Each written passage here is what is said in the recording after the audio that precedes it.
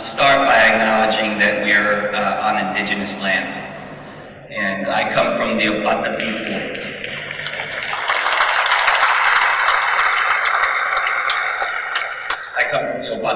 And in our traditions, we believe in the 7 generations principle.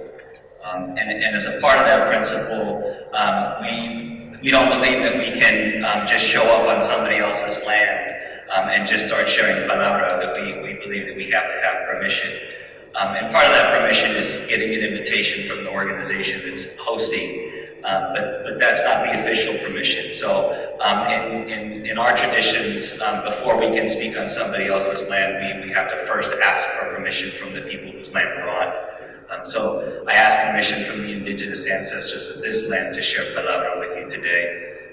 And then we have to ask permission from our own ancestors and our own elders, because we believe that anything that we're doing in any given moment is not about us.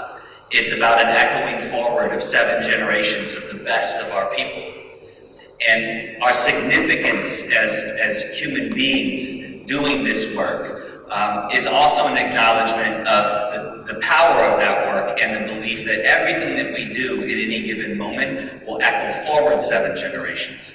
That's how important you are as a teacher. Right? It's not just about shepherding kids to a degree or to a graduation or to a moment in time. The work that you do with the children and the families that you serve will literally echo forward for 7 generations. That every moment, every word that you speak to a child, Maya Angelou says, words are things.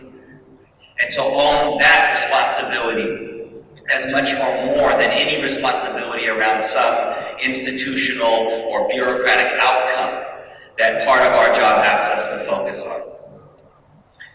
And in order to do that, it's my perspective that we are going to have to start shifting the kinds of conversations that we're having about the very purpose of public schools in a pluralistic, multiracial democracy. I'm asked with a fairly high level of frequency for probably the last 5-6 years to be a thought partner for schools, for districts, for organizations like MEA, like AFT, as they begin to wrestle with this idea of equity. Equity's all the rage now. Everybody wants to do equity. And so I'm often asked to be a thought partner or a reviewer on an equity strategic plan. And I often start by saying that if you have an equity office or an equity officer, that's how you know you don't have equity. Because equity, by definition, is everybody's job, or it's nobody's job. So, equity cannot live in an office. It cannot live as a sole person's responsibility. Everybody's an equity officer, or nobody's an equity officer. Now, you may need to start with an equity office. You may need to start with a strategic planner on equity. I'm not necessarily against that, right? But that's not going to get you home. And in this work that I've been doing with schools and districts, it's shocking to me the frequency with which I see these 2 words used interchangeably. And so I started doing this talk a couple years ago to help people begin to disentangle the conversation about equality versus equity. Okay? Because equality and equity are fundamentally different. And for a long time, we've had this conversation in this nation about an equal education system, right? And treating kids equally. Right? And as we shift to this conversation about an equitable educational system and equitable practices, it's important that we disentangle these 2 words. And that we understand that they are not only fundamentally different, but that equity is a hard pivot from equality. It's not a soft pivot. It's not a minor shift. It is a fundamental change in the way in which we think about both our day-to-day practices and our institutional structures. Now, very little in my life. I've been a teacher in my community for 25 years. This is my 25th year. I'm supposed to get some kind of like tin watch or something. And it very little has taught me a greater lesson about the the difference between equality and equity in those 25 years than an event that happened in my life about 4.5 years ago. About 4.5 years ago, my twin boys were born. My sons' names are Amaru and Tayari. My name is Jeff. And we can talk about why that is later. But I have a live experiment in my home every day about the difference between equality and equity. Because by all rights and means, these two boys are equal. I mean, they're twins. They're literally separated by seconds, okay, coming out of the womb. And yet, they could not be more different. Amaru is constantly thirsty. Okay, so much so that this dude literally tries to drop a straw into anything to try to extract liquid. In this case, he hit the jackpot. That's a coconut. He's got a straw, and so he got something good out of there. And Tayari is constantly hungry. So much so that this dude will literally store morsels of food on his shirt for later snacking. Now, in this context, is this equal?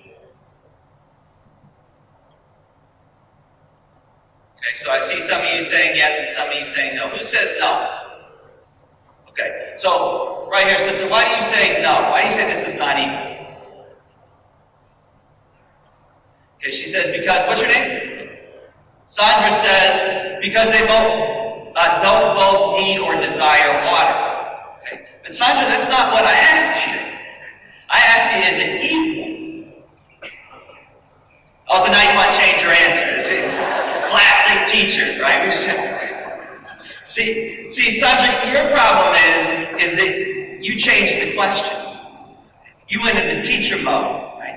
You didn't start from here, you started from here. And your immediate reaction to this was that that's the wrong question. And so you changed the question to, is this fair? And that landed you on no, because it's not fair. But there's nothing in the definition of equality that talks about fairness. So the building of an equal education system, an equal school, an equal classroom, in a society that has been since its inception radically unequal, is by definition antithetical to the creation of a pluralistic multiracial democracy. Until we are willing to recognize the origins of this nation state founded on two genocides, the genocide of African people and the genocide of indigenous people, we can't even begin to have a conversation about what it means to have equality in a society that is so radically unequal.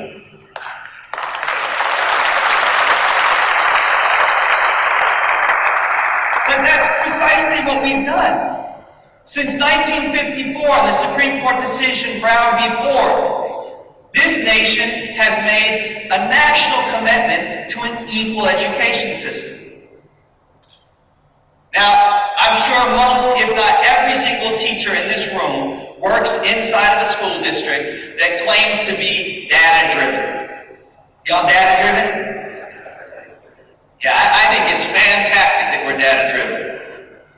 Now, I'm not from here, I'm from East Oakland, so to get from my hotel to here, I had to use this bad boy. And I personally use Waze, but you can use whatever GPS system you want, but I use Waze. So to get from my hotel to here, what did I have to put into my Waze app? Okay, I had to put in an address, also known as data. Now what would have happened if I put in the wrong address to my phone? He'd still be talking, and she'd be trying to figure out what she's going to say next. And my phone would be blowing up like, where the hell are you? You're supposed to be this tall. I would have ended up in the wrong place, huh? But it still would have been data-driven. It's not about being data-driven. It's about being driven by the right data. And if you keep ending up in the wrong place, then that's a pretty good indicator you're looking at the wrong data. Change the data you're looking at. If we're not fundamentally changing outcomes for young people that decade after decade we continue to struggle to reach in our schools, we must be looking at the wrong data. It is important that we're data-driven. But if there is a child or a group of children that you're not having the impact you want with, you can't look at the same data with them as the kids you're succeeding with. You got to change the data you're putting in to get to a different destination. Now, since 1954, we've been collecting all kinds of data on this equal education system we've been attempting to build. So I want to look at some data. Let's look at some of the national data to explore the impact of our 60-plus year commitment to equal education in this country. Not long before Arne Duncan left office, he was all over the national media lauding himself in the Obama administration for having created the highest high school graduation rate in the history of the United States. Now, I found this particularly interesting because at the time I was teaching high school in East Oakland, my neighborhood high school, Fremont High School, which is arguably one of the 10 worst high schools in the United States. And so I'm hearing the top education official in the country telling me we're doing better than ever, while every day I'm showing up in a school 18 years into my professional career feeling like this is the worst we've ever done in this city. And so there was some real cognitive dissonance going on for me. And you see, my problem is that I'm also trained as a researcher in the very same institutions that the people that are driving this data discussion are also trained in. So I've read everything they've read, and I've studied the same methodological approaches, and I know that this is not actually data, that this is a display of data. And as a methodologist, you can give me just about any data set, and I can tell you 10 different stories with it just by how I display it. So we went and got Arnie's data, because it just didn't sit right with me, and we reread it. So this is actually our rendition of Duncan's data. This is actually the high school graduation map for non-low-income students, middle class and wealthy kids. Does this shock anybody? Probably not, because this nation's schools have always pretty consistently served middle class and wealthy kids. This is the corresponding map for low-income children. All we did was control for one indicator, and that was income, and the map changed. Now, if that's not a national crisis, pray tell what is. The entire nation, coast to coast, is failing the children that most need to succeed in school. Now, I know what y'all are thinking. Texas? For real? Well, y'all know how Texas got green, right? They cheat. No, literally, seriously. The Secretary of Education of the state of Texas was the Secretary of Education for the nation under Bush, right? And he had to step down because he actually got implicated in a massive testing and cheating scandal in Texas. So the point isn't to create a perfect data map. But the point is to say that if you start to disaggregate your data and you start to ask different questions, you start to get different data maps. This is our national income data. The United States, under its equal education system, has produced the most radically unequal society, not currently, ever. The United States has the biggest wealth distribution gap in the history of the industrialized world, and it's trending the wrong way. This is our corresponding incarceration map. The United States is not only the global champs at income inequality, we're also the global champs at locking up our own citizens. No country in the world locks up more of its people per capita than us. This is the Global Peace Index. Now, like any index, it's worthy of interrogation and critique. There's things missing that probably should be in there, and there's things in there that probably shouldn't be in there. But it's one of the best indexes we have for measuring wellness and peacefulness in our societies. In fact, it's so well respected that the largest organizations in the world that concern themselves with peace and justice and wellness all use it. UNESCO, the World Health Organization, the United Nations, all use the Global Peace Index. Now, every time I put the Global Peace Index up, the same thing happens as is happening right now, which is most of the people in the room start looking at me and they start looking at the rankings. Because the US is obsessed with rankings. And no, we're not there. We're 94th. So 60 plus years of an investment in an equal education system has produced one of the most radically unpeaceful societies on the planet. 2016 index was just released, and we're trending the wrong way. And what's particularly interesting to me about this index is which nation states actually score out higher than us. The very same nation states that our government officials are regularly on public TV critiquing for their lack of stability, their lack of peacefulness, their lack of democracy, and yet, on a widely accepted index of peacefulness, they're still outscoring us. Now, the truth is that probably no one in this room lives at 103. Most of us probably live somewhere between 15 and 20 in relatively peaceful circumstances, which means what for our most vulnerable students? They're at like 120. So understand that the fundamental gap that many of our most vulnerable youth experience is the gap in proximity. Get proximate to the pain that you're trying to resolve. Get proximate to the suffering of the students you're struggling the most to connect with, because it's that proximity that will give you visibility around what it actually means to develop equitable practices for that student. If you don't get proximate to the pain, then the decisions that you come up with will largely be driven out of your own worldview and experience, which does not match on to a kid living at 120 when you're living at 18. Brian Stevenson is a great resource. Brian Stevenson is a great resource for understanding this idea of getting proximate to the pain. Brian Stevenson is arguably the most successful death row lawyer in the United States. And for my money, he has the best analysis of race going right now, and an understanding of race and how we're actually, the shifts we need to make to actually get to become a pluralistic, multiracial democracy instead of the deeply divided society that we currently are. In 1854, London, England had a massive outbreak of cholera, so much so that there was talk of total collapse of the city. And in a last-ditch effort to save the city's elected officials gathered the leading medical minds, sequestered them in a room. They said, y'all, I'm not coming out of here. They probably didn't say y'all. I don't think they say y'all. London, put my own East Oakland spin on it.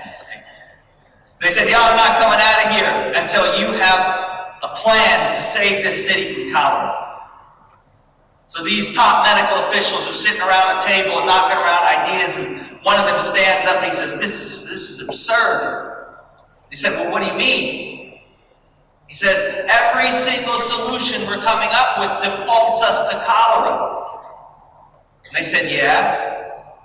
He said, I didn't sign up to be a medical doctor to accept conditions of poor health and illness. I signed up to be a medical doctor to create the conditions of wellness, the absence of sickness. Now, I understand that there's going to be times when people get sick and we're going to have to treat them, but to start from a position that we're accepting being sick and trying to figure out how to live with it, that's not why I got into this thing. And they said, well, you're not being pragmatic. You're not looking at the data. And I hear this said to teachers all the time who are pushing on this system, who are arguing for fundamental shifts in curriculum, and pedagogy, and school culture, and school practice, and community engagement. And you will be told when you push in that way on the system that you're not being pragmatic. I don't know anybody that has fundamentally shifted a system that is this far off scale that is pragmatic. So I encourage all of you, but especially the early career teachers that are going to come in believing that you won't change the world. And then about 3 months in, you're going to start wondering if you can just change a pencil. Don't lose that piece that brings you in. Stay connected to senior level educators that still have that fire, that are still telling you to bang on this system, that are still telling you, yes, every single day you can fundamentally transform a life, including your own, just by how you serve these children. But when this medical doctor told his colleagues that, And he said that if that's what it means to be in your medical association, is to be pragmatic in the times of injustice, fear, and collapse, then I don't want to be part of your medical association. They looked back at him and said, cool. Showed him the door. That medical doctor's name was John Snow. No, not that John Snow. That John Snow. John Snow left the meeting of the top medical minds in London. He hit the streets. He became an ethnographer of the community he was serving. He started collecting data. The best teachers that I've ever been around in my career are first and foremost ethnographers of the community that they serve. They're in the homes, they're in the community after dark. They're in the homes, they're in the community on the weekends, getting a pulse, getting proximity to the needs of their students and their families. So John Snow got proximate. He started interviewing as many people as he could that had cholera. He interviewed as many people as he could that didn't have cholera.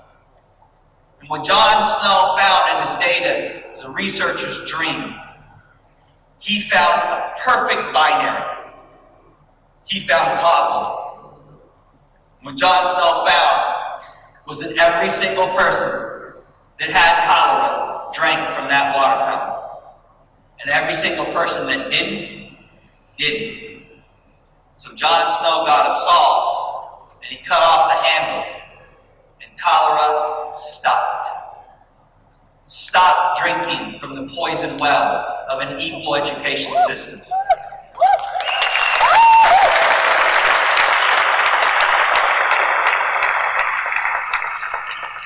It is not the path for this nation to achieve its lofty goals of being a pluralistic, multiracial democracy.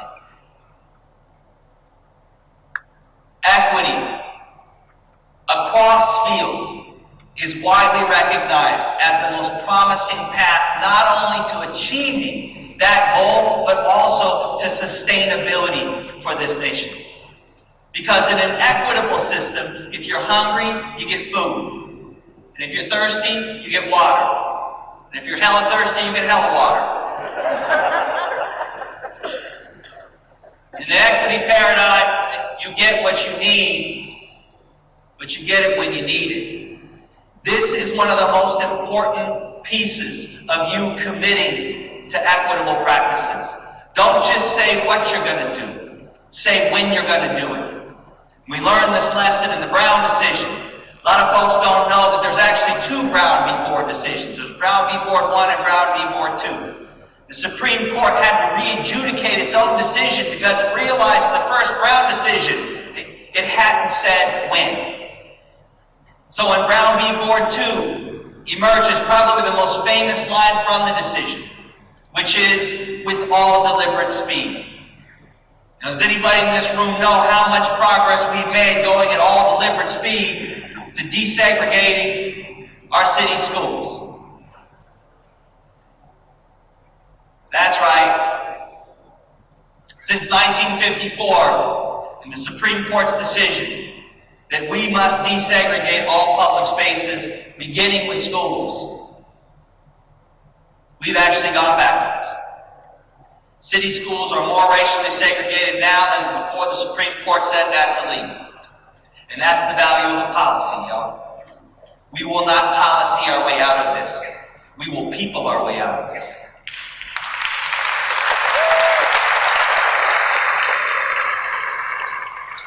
Now, I'm not saying policy doesn't matter. Of course policy matters. I taught under No Child Left Behind. I know the difference between that policy and the policy that preceded it and the policy that has come after. So policy does matter.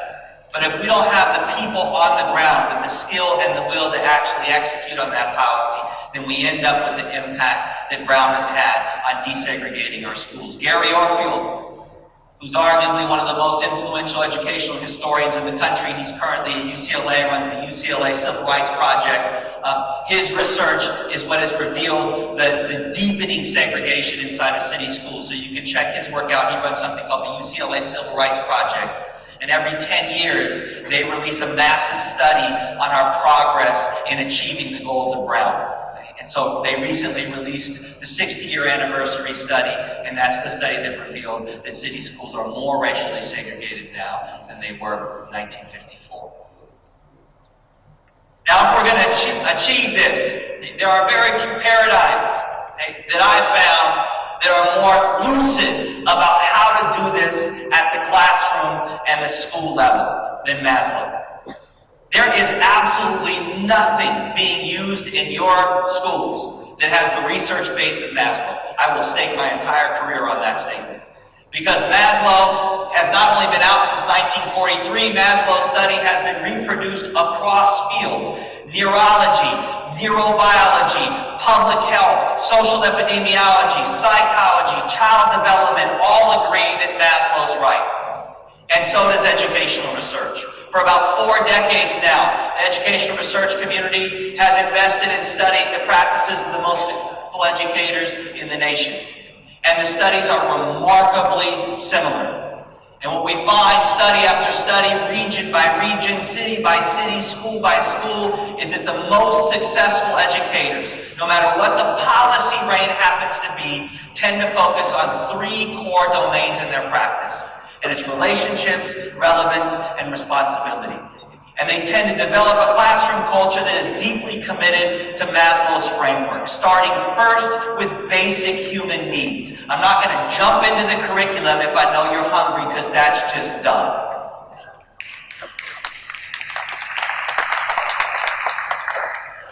So what I want to do in the second part of this talk is to actually armor you up. I want you to know that your instincts as educators are actually supported by the research. I am constantly in districts and schools that claim to be research-based, and then when I get on the ground, all I see them doing is ignoring the research. The research is actually on your side as an educator. And I want you to know that, and I want you to carry that armor with you anytime they start shoving Pearson down your throat.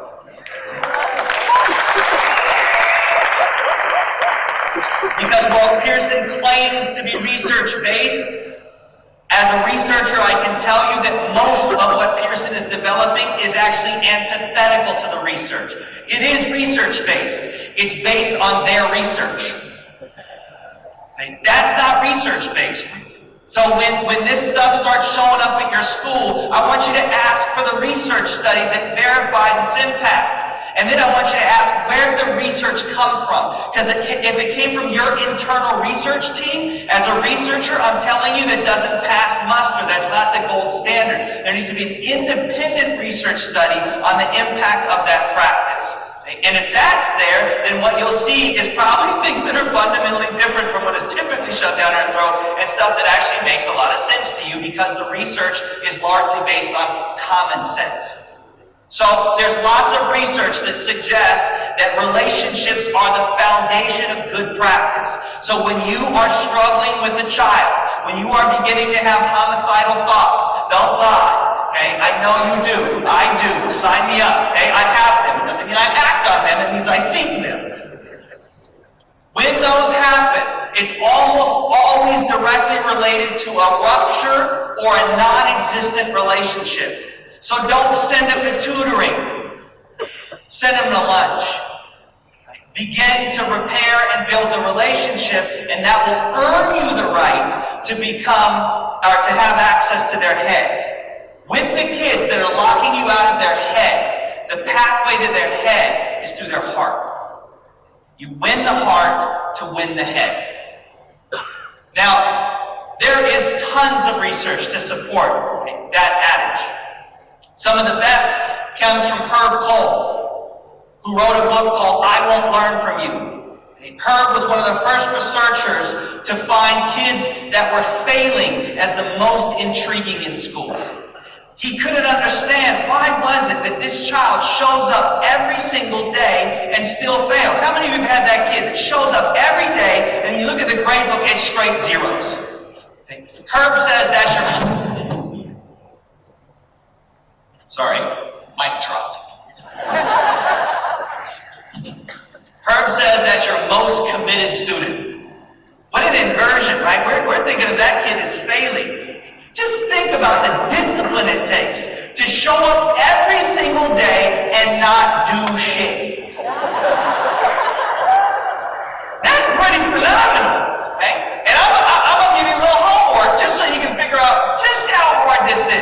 Okay, tonight, when you go home, and you're with your partner or your husband or your wife, okay, I just want you to do this for 1 hour.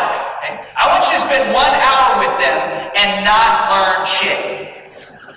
Just don't take it. Some of you are probably already really good at this, right? And it's hard as work to just love. You have to be present because they got to think you're listening, otherwise you're going to have all kinds of other problems. Right? But you're not letting anything in, right? It's a lot of work. Well, kids are really good at this, particularly the most wounded children, because it's too risky to let you in. Because they've learned what it means to let people in up here. You manipulate. You hurt me. And so I've developed a very sophisticated defense mechanism. I have to be here. So I'm going to be here, but you ain't getting in. Herb's study on those children was so profound because their voices are so insightful. And their decision to fail in school is actually a conscious decision to save their own lives. And one of them famously said to him in an interview when he was asking about why they were doing it, he said, "Herb, I don't care what you know until I know that you care." At the core of that is the fundamental question in every child's life, the question that is always on the red button in the wounded child's life about, do you really care about me? I understand it's your job to say you do. I understand there's all kinds of rhetorical messaging around this school that says that you do. But I got a better meter than that one. I got a survival meter. And if you can't break through that, I don't care what your rhetoric is, I'm interested in reality. And indeed, some of the hardest science we have shows this over and over and over again in the neurology and in the biochemistry of our body. Robert Sapolsky's work, Why Zebras Don't Get Ulcers, is mandatory reading, is considered a seminal text in every single medical field. Public health, social epidemiology, pediatricians, neuroscientists all have to read Sapolsky's work. He's considered the nation's leading expert on stress and how stress impacts the body. There is very little that is more impactful on a child's ability to show up and be present than stress. And the children that are struggling the most in school are under constant duress and constant toxic stress. And if we don't understand how that affects the body and the brain, it's really difficult to develop practices that actually begin to become healing around that and create the conditions for that child to really engage.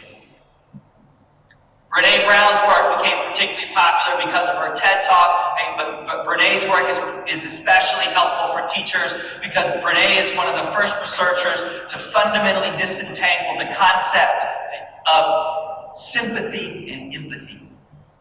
And we now have very clear neurological evidence about how differently the brain and the body react when you have a sympathetic connection to somebody versus an empathic connection to somebody. So somebody tell me, what is sympathy? What does it mean to have a sympathetic connection to somebody? Yell it out. Right, you feel sorry for them, you feel bad for them. Does anybody know what happens to your brain and your biochemistry when you have a sympathetic connection to somebody? Right, nothing. There is virtually no movement in your body or your brain or movement in the other person's body or brain. It's a largely aesthetic connection. What is empathy? Yeah, you feel that. How many of you have students say, "I feel you"? Feel you, dog. Feel you. Right. Well, they're literally expressing an empathic connection. What happens in the body and the brain when you have an empathic connection to somebody? A real biochemical and neurological happen. Your brain starts popping, your biochemistry alters, and you start releasing huge amounts of oxytocin. Oxytocin is one of the best chemicals that your body can release. It's often referred to as the happy chemical. Because when you have an empathic connection, you're literally connecting to that person. You're feeling their pain. It's actually good for your body, and it's good for the child's body. So we find that those biochemical and neurological reactions happen in both people's bodies. So making empathic connections to kids, getting close to kids, really understanding what they're going through is actually good for your health. And it's also good for their health. And it is toxic for your health as a teacher to stay removed from your students, because you cannot make empathic connections with people that you don't get close to. And the neurological research around this is profound. And yet I find very few teachers are getting access to this. This should be PD. Right? How do we make empathic connections? And then we can talk about what kind of curriculum actually makes those things happen. The list goes on and on and on from the top research institutions in the country. There is zero debate in the research community about the fundamental importance of relationships to effective teaching and healthy school cultures. If we get relationships right, then we got to start asking ourselves the question about what are we teaching these children? Now, I'm not big on checklists, but I am frequently in schools that talk about being culturally relevant or wanting to become culturally relevant. So if you are on that path, if you're aiming to be more culturally relevant and community responsive to the young people you serve, here's your checklist. Okay, go through your curriculum, go through your pedagogy, and ask yourself, does your curriculum and your pedagogy connect the students' lives, to their communities, to their families, and to their ethnic, cultural, and linguistic histories? And if it does, then you're probably culturally relevant and community responsive. And if it doesn't, you're not. And the research is also crystal clear about this, and it's also cross-disciplinary. Now, what I want you to understand is why. What we find in the research is that culturally relevant teaching builds knowledge of self. And we've been able to directly link self-knowledge to self-esteem in the research. Now, where did you see self-esteem earlier in this presentation? Maslow. Where in Maslow? Right, third level up. Okay? Self-esteem is the window into self-actualization. Your most successful students will self-actualize. They don't need a lot of direction. They're ready to roll. Okay? Well, self-esteem is central to that. If a child does not love themselves for who they are, they cannot consistently self-actualize. That is a biological fact that has nothing to do with race or class or gender or geography. It is a biological fact in the human population. You cannot consistently self-actualize if you don't feel good about who you are. Well, race, class, gender, sexual identity, country of origin, home language begin to matter is when you live in a racist, classist, patriarchal, homophobic nation state. Where those kids are constantly being told that they don't matter, that they don't belong, that their culture, their language, their skin color, the texture of their hair, the color of their eyes, the country of origin that they come from is deficient.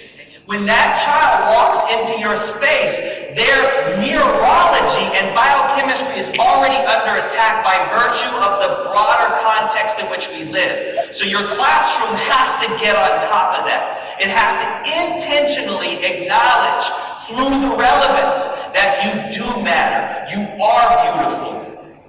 Your language, your culture, your identity, your familia, your community is your rock-solid core. It's what makes you ancestrally perfect. And if they don't learn that in school, where are they going to learn it? Because all around us it's being attacked, especially in the context in which we're living now. Kids from outside of mainstream dominant culture are regularly under attack. And so schools have to shift to respond to that attack. Otherwise, we'll continue to see the patternized disconnection of those kids. The reason that this matters so much is because we've been able to directly connect self-esteem with hope in the research. The medical field is currently measuring hope because it is the only indicator that they found that directly correlates to a young person's ability to consistently navigate through toxic stress. And children that are more hopeful are more likely to interrupt what Claude Steele refers to as stereotype threat. If you're not familiar with Claude's work, how many of you test children? Okay, I'm assuming all of you at some point. I'm not against testing, by the way. That wasn't a trick question. Hey, I test kids too. I want some recall. I want to know that she actually learned some shit from me. Okay? But, hey, we now have very clear research about what goes on in children's bodies when they sit exam. Okay? And Claude Steele has referred to this as stereotype threat. How many of you have had children that can do the work and then they sit exam and they choke? Okay. Well, we now actually have really clear research evidence about why that's happening. And it's literally a neurological blocker. So what happens to many children, particularly children from outside the dominant culture, is that when they sit exam, okay, a stereotype emerges. And the stereotype is, hey, that kids of color, hey, are not good in school. There's also a stereotype about women. And what's the stereotype about women? Not good at math and science. Okay, so we see stereotype threat in the research emerging for women in math and science.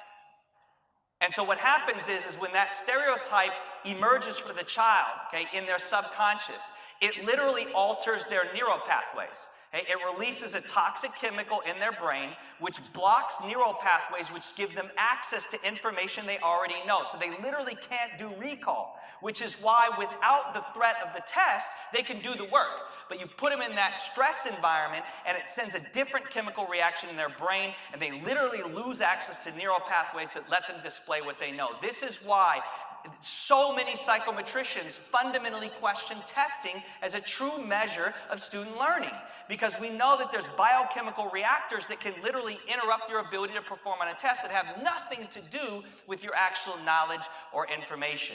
Okay? So if you're testing kids, it's fundamentally important that you understand stereotype threat, because there's things that you can say, things that you can do, ways you can set up your exam that directly limit, hey, that negative chemical reaction in their brain and allow them to actually perform what they know.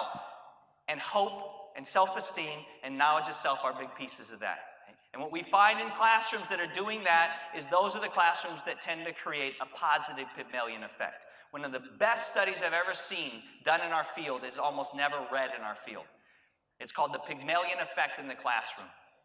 Okay, the Pygmalion effect is a term from psychology that literally means self-fulfilling prophecy. Right? And we have very clear research, right, that one of the biggest impacts that teachers have is what they actually think students are capable of, okay, both consciously and subconsciously. Okay, so what we know in the research is that every teacher every day is creating a Pygmalion effect. There is no getting around that. That you are always having an impact on what students think they can do just based on how you engage with them. Right? So own your responsibility on that and be intentional about how am I going to create a positive Pygmalion effect for the kids that I'm really struggling to reach. It's going to require you to shift. And Carol Dweck has referred to that as a growth mindset. Right? And so Carol's work became all the rage all over the country. Everybody's like, oh, we're doing growth mindset, we're doing growth mindset, we're doing growth mindset. And Carol Dweck, right, found that really interesting because she's like, well, it's not so easy as to just say, like, we won't do growth mindset. It's a little bit more. And so she started getting into schools that were using it, and she lost her mind. So if you've listened to Carol lately, Carol's back on the lecture circuit with a completely different lecture because she's so pissed off at schools. Because schools started adopting growth mindset. They thought it was a great concept, and who were they trying to develop a growth mindset in? The kids. So they're all focused on developing the growth mindset. And Carol was like, look, the kids' mindset simply reflects the mindset of the adults. So if the kids don't have a growth mindset, who actually doesn't have a growth mindset? Right? The adults in the building. So the growth mindset work is our work. Right? If we have a growth mindset about the kids that are not really showing up for us in class, then that child is much more likely to develop a growth mindset. And if they don't have a growth mindset yet, it's because some of our practices are creating a negative Pygmalion effect in the classroom. They're doubting themselves, and you can work right back up that list to figure out where you need to start to get them into that positive space. Now, with our responsibility. And when I think about my responsibility with the kids that I struggle the most with, and I just want to be clear with all the early career teachers in here, that there's a lot of myth-making, as you said, brother, that goes on from disgruntled English majors about what great teachers do. And there's a story about highly effective teachers that's largely myth-making. There's a story about our classrooms that we never have conflict. We never have beef with kids. Hey, we do. We have the same challenges that you will have in your classroom. We just respond differently. That's the difference. Do not try to sanitize this work. The meaning is in the mess. And if you resent the mess, you'll kick it out of your room. If you resent the mess, you'll discard the messy child. But it's in the messy child that you find out what kind of teacher you are. It's in the messy child where you really get into these deeper elements of what it means to be a transformative teacher that wins the heart to win the head. Don't resent the wounded child, because the wounded child tells the most truth. Because the wounded child doesn't code it anymore. They just bring it in raw. And in the wounded child, you see the real impact of poverty, of injustice, of suffering. And when they present that to us, we resent it, because we want to believe in a society that we haven't built yet. And when children reveal that bare scar to us, it's hard, because we signed up to be healers. We signed up to be first responders. We signed up to be caregivers. And when that care isn't getting through, that's painful for us. And the typical human reaction is to protect yourself, to fight off that pain that's presenting itself every day. And so I encourage you to muster up the courage, character, and commitment as a part of your responsibility to triple down on Maslow when you get stuck with that kid. Because the first Maslow pass won't work. You're going to have to go again and again and again back down to the base: food, clothing, shelter, safety. And when you think about safety, many of the schools that I hear talking about safety are primarily focused on physical safety, which matters a lot. Okay, kids need to feel physically safe.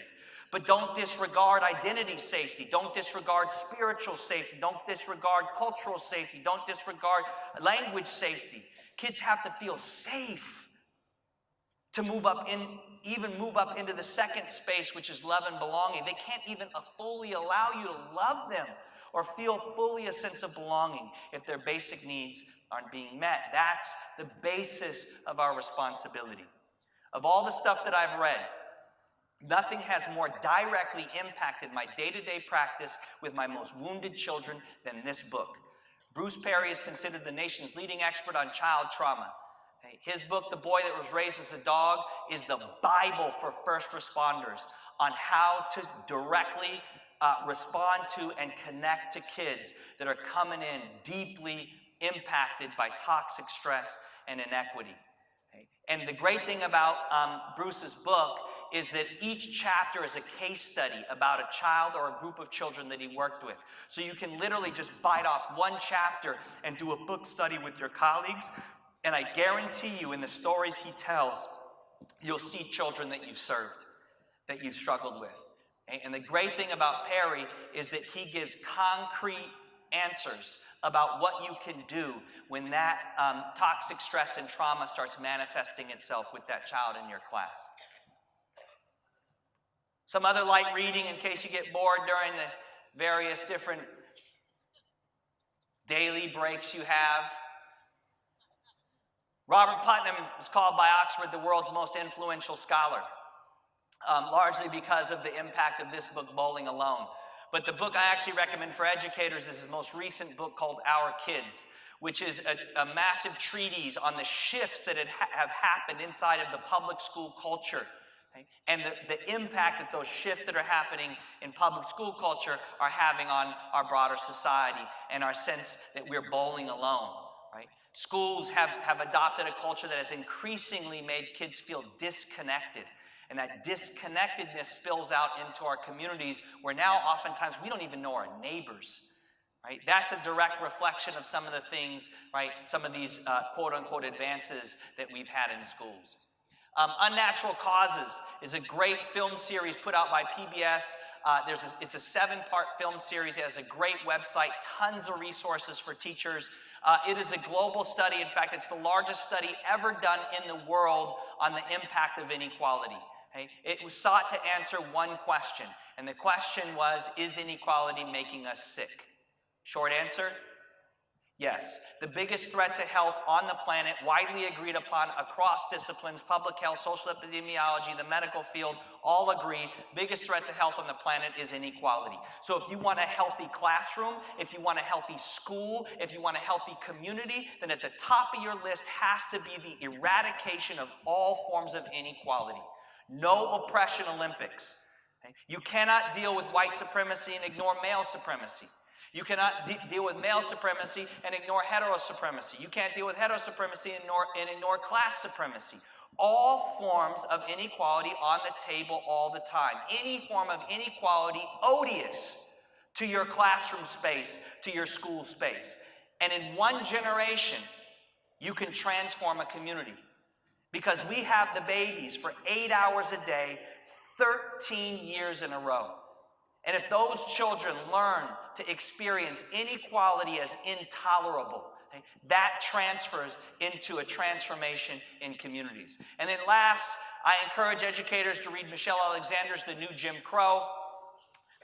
Michelle's work is some of the best I've seen in making direct connections around the school-to-prison pipeline. I want every teacher in this space to know that writing a referral is not a benign act.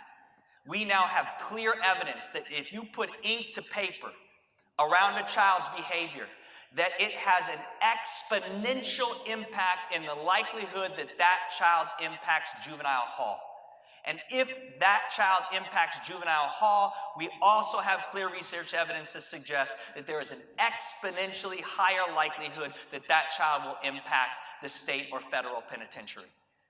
So that act of writing a referral has to be rethought. And it not only has to be rethought because we have evidence about the longitudinal impact of that, but it also has to be rethought because we have zero evidence that referrals change behavior. Zero evidence that they change behavior, and yet we keep doing them. Right? So one of the most important things we can do in schools is to begin to rethink what are the restorative practices that create wellness for children. Because punishment and discipline are not the same things. Punishment and discipline, as Michel Foucault said, are actually antithetical to one another.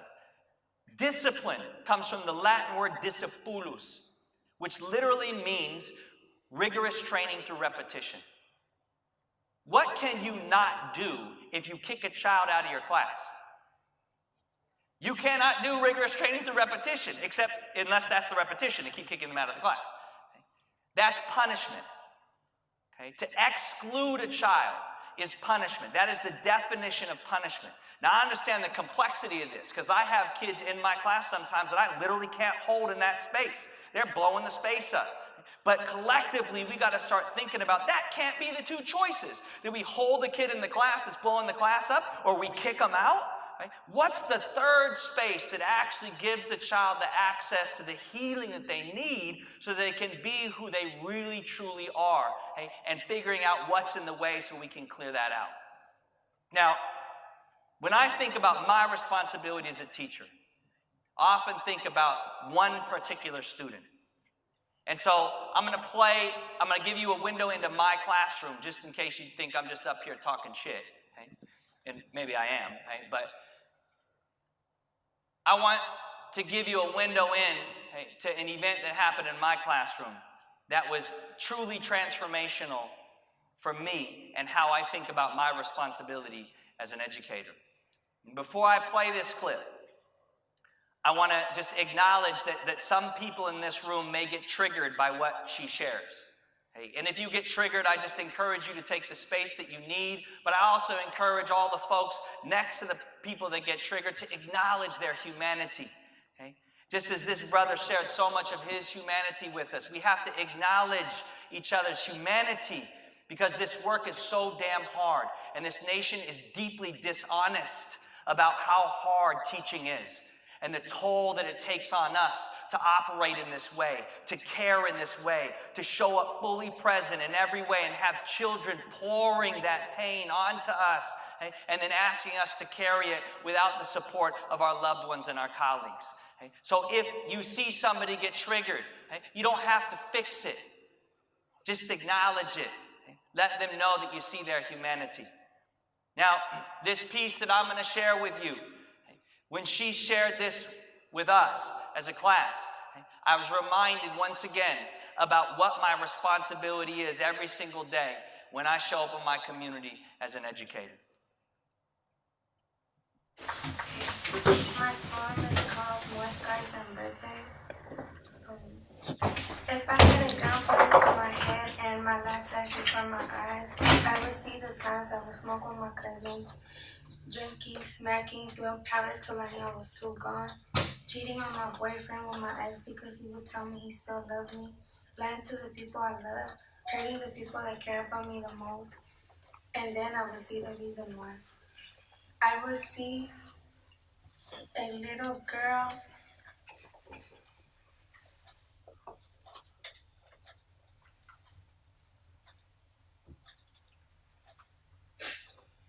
You can do it.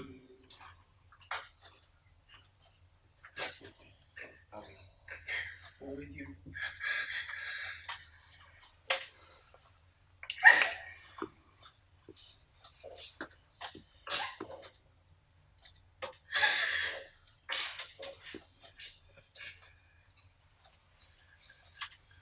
I would see a little girl getting raped at the age of 4 years old. She didn't know what to do or who to talk to. She was so afraid that she would cry and not tell anybody. She stayed silent. I would see 4 years passing by, rape after rape after rape.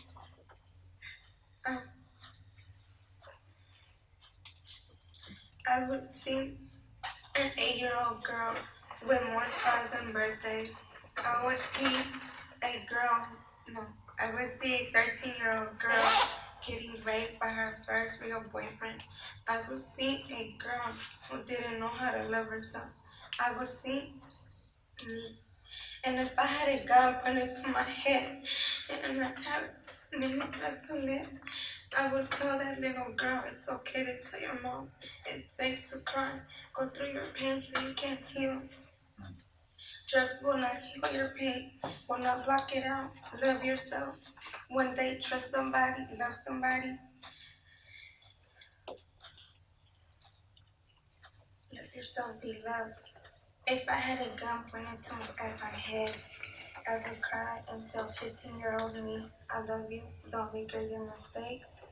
Because I've learned that my mistakes are the lesson I needed to learn self-credit for them.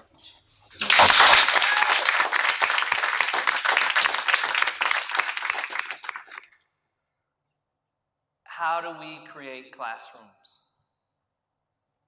where that's the purpose of reading, writing, math, science, liberation,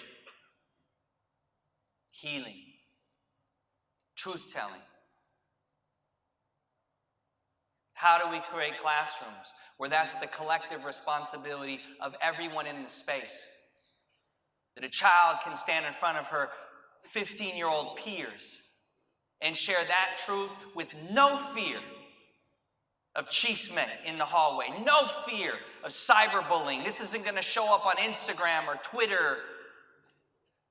And it's not going to show up on Instagram or Twitter because you're coming up next. And you're going to tell a story just like mine. And we're all going to weep. And we're all going to call that out of you. And we're all going to hold that. Saw y'all had some shootings in Minneapolis yesterday. Youth shootings. There's only one way that children pick up a gun and point it at somebody that looks just like them, pull the hammer back. And that's if they hate themselves. And that unaddressed trauma, that unaddressed woundedness is what creates that self-hate. You heard it come out in her voice. You heard her peers calling it out of her, put it down. You don't have to carry it anymore. Well, how is that the core responsibility of a public education system in a pluralistic, multiracial democracy if we don't say it is? At the end of the day, until that is our responsibility, and this nation empowers us to own that as our responsibility as educators, then we will continue to have youth shooting each other in the streets. We will continue to have radicalized wealth gaps. We will continue to have radicalized health gaps. We are the key to the pluralistic, multiracial democracy that everybody says they want. But that means we're going to have to find the courage of Jon Snow to stand up in the face of the experts and say, no, we're the experts. And if you're such a damn expert, come do my job for a day.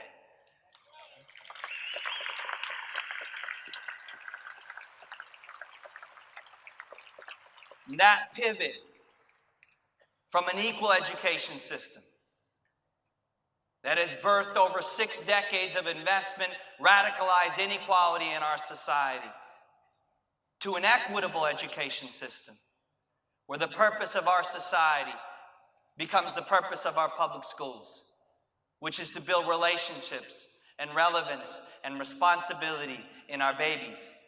When that happens, then we can really begin to move from the rhetoric of that commitment to the reality of that commitment. I will leave you in the same place that I began, which is with some wisdom from our indigenous ancestors of this land.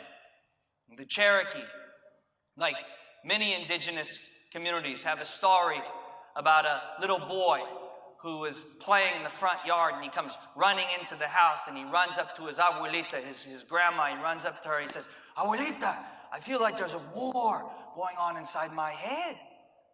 And she says, "There is, mijo." He says, "Well, who's fighting, abuelita?"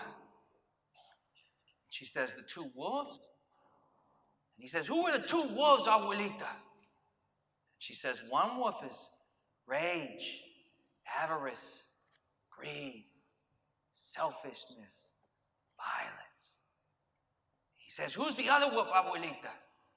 She says, "The other wolf is familia, cariño, community, love, empathy." And he says, "Who wins, abuelita?" And she says, "The one you feed." Both those wolves are alive in every one of us. They're alive in every child, every family that we serve. That's not the question. The question is whether or not on a day-to-day basis we can muster the courage, character, and commitment to feed that wolf that is the person that we want to be as an educator. And when you get that piece down, reach out across the hallway and help your colleague across the way feed that wolf. Give them some of that food that you've been given to your wolf. And you slowly transform your hallway. Then you slowly transform your grade level, your department. Then you slowly transform the broader school culture. And then you've transformed the community. If I can help you in any way on that journey, please do not hesitate to reach out. Any of the things that I shared today, I am happy to share with you. And an open invite to every educator in this room. If you want to build with us, if you want to come and see our efforts, imperfect as they are, to build a school that is fully committed to this from the time the child first enters a classroom all the way through. Open invite to come and check out our work at Roses and Concrete. I thank you for your time today, but more importantly, I thank you for the service and the gift of enlightenment and education and knowledge that you give to children and your colleagues every single day. Thank you.